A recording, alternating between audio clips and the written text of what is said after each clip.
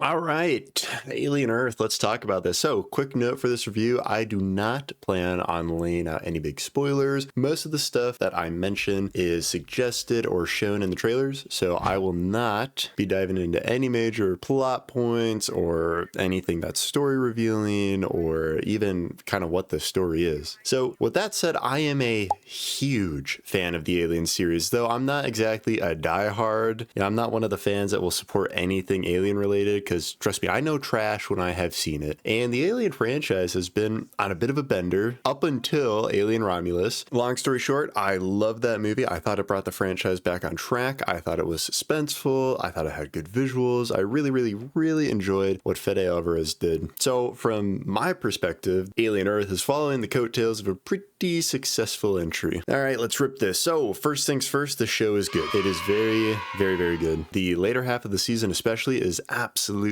crisp. I loved it. But if we're being real, I think it's a little overhyped. I'm seeing a lot of 10s and high percentages flying around. And for me personally, a 10 is, I mean, that's pretty high. You got to be pretty spectacular, freaking bang spanking perfect for that, which I don't think this is, though that's not me talking bad about it. It's still a fantastic show. I don't know if it's a 10. So with that said, let's dive headfirst into the deep end, aka what the show exceeds in. I like that metaphor, the deep end, because most of the stuff is positive, whatever. Anyways, one of the best things that this show did is taking a risky step to add new. Adding new is something that's really flopped in previous entries, and in Alien Earth they went balls out. They didn't just add like a few new things. I'm talking big franchise shifting additions. First on that list is a new batch of species completely separate from the Xenomorph, and for the most part these new creatures fit perfectly within the universe, which is incredibly hard to do, especially in an established franchise like Alien. Alien Earth also introduces 4 new megacorporations for a total of 5 now in this universe, with this show focusing on a corporation called Prodigy, and for the first time letting Weyland-Yutani kind of take a back seat, which was actually really refreshing. Another great addition is the different type of android-like beings. It's not just androids. There's now the classic cyberpunk cyborgs, all with these different cool infused tools in their body, but still kind of half human. And then there's these new cross-android, cross-human conscious things that the show really chooses to focus on. Both incredibly fun to look at, and they fit perfectly in this retro future tech scheme that Alien has always had. All of these things that I just mentioned, I believe will keep the Alien universe fresh and provide new tools and toys for future directors and writers to play with, which I think was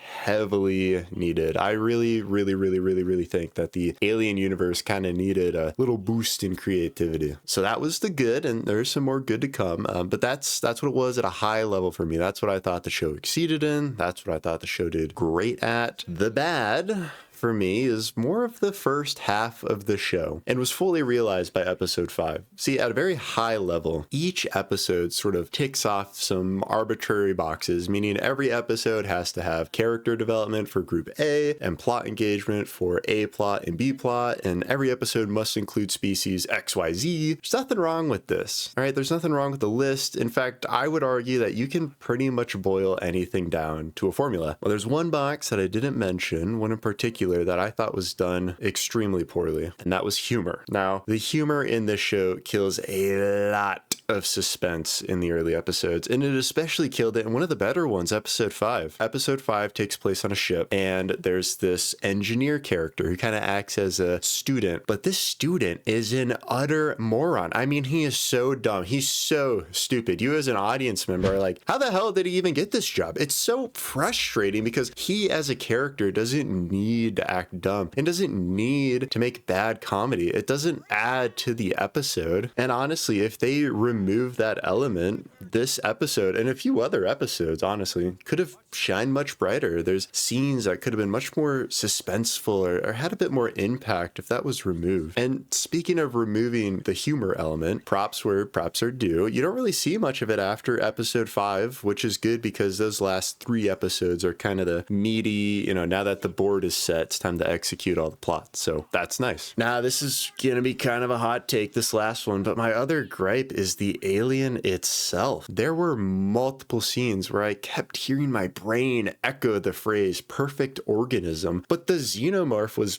low-key really dumb. There were many times where I was like, oh my god, oh, this is it. This Xenomorph is gonna whip out the moves. He's gonna go ultra IQ mode just for it to do some stupid shit like swat at its face or forget it has like a freaking tail, or all of a sudden acid blood is like a foreign concept to it. Also, I'm gonna put a timestamp here to jump because this is kind of a bigger spoiler. The aliens have an actual language in this show. It's one of those novel ideas that was added, but I think it kind of hurt the show and is a really weird writing device. Like me personally, I never thought about how the aliens communicate. I thought it was just, maybe some primordial stuff, or they just kind of knew what they were doing, or maybe they're like bees where they're just working towards a goal. It was one of those aspects that kind of seemed best left to the imagination of a viewer. Like if I asked a group of 10 people, or, all my friends or whatever, if I asked them, how do you think the xenomorphs communicate? I feel like a lot of people would have varying answers, which is a good thing because that breeds creativity. And I mean, it is cool in concept. The language is cool. It's kind of this weird clicky thing, but it's a little goofy to look at, which is kind of why I threw it in the negative bin. Also, the last thing I'll touch on, I'm not going to go too deep into this because it is there for most of the show. You'll know what I mean if you've seen it, but adult bodies with children minds definitely killed some of the dialogue heavy moments. There were definitely times where a line of dialogue or an action from a character, specifically from one of the kids, just felt bad and sounded bad and felt kind of weird and a little out of place. But that was it for the negatives. I always want to end on a good note, so I did want to say the story was great. The props, the sets, the visuals were movie quality. I mean, going to episode 5 is basically just a mini movie right there. It was fantastic. The line of actors and actresses were refreshing. The imagery was eerie, and they definitely got creative with some of these subplots and creatures. My standout was the eyeball looking thing. I was constantly looking for more scenes with that little guy. Really, really cool. He almost took the spotlight over the xenomorph. Actually, no, hell, he did. For me, that little eye thing took the spotlight from me, especially when it was the whole pie scene. Whatever, right? Loved it. But yeah, I'll definitely be rewatching this. It was a good show. It was a fun watch. I hope they do more. I think they will, because holy shit, this thing was successful. And if anybody was going to ask me to rate this, with all the things that I mentioned, I'd probably give it a 7, like a solid 7 alien eggs out of 10. I don't think I'd push it up to an 8, but I don't think it's a 6 either. So 7 feels just right. All right. Thank you.